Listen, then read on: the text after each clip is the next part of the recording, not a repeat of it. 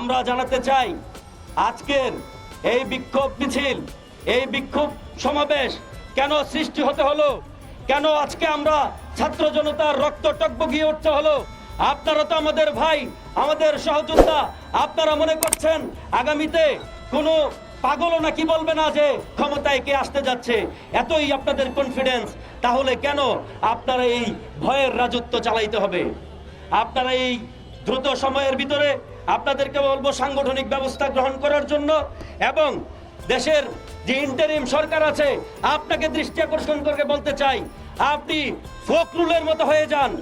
আপনার মাজা শক্ত করার জন্য এতগুলো জীবন দিয়েছে ছাত্র জনতা, এত আহত হয়েছে, কিন্তু আপনি নমনম একটি অবস্থান নিয়ে বাংলাদেশ পরিচালনা করছেন। সেটি হতে পারে না কোনোভাবেই। ছাত্র জনতা, আপামর জনগণ এটিকে বরদাস্ত করতে পারে না।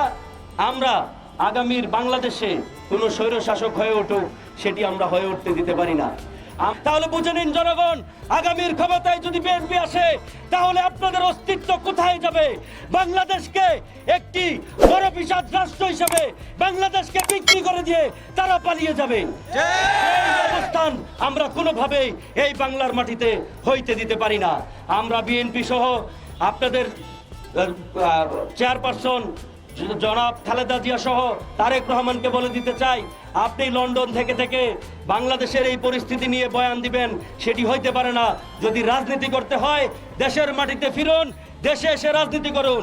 আর না হয় আমি পূর্বের বক্তার মতো বলবো, এই দলকে বহিষ্কার ঘোষণা করে দেন, এই দলের দরকার নাই।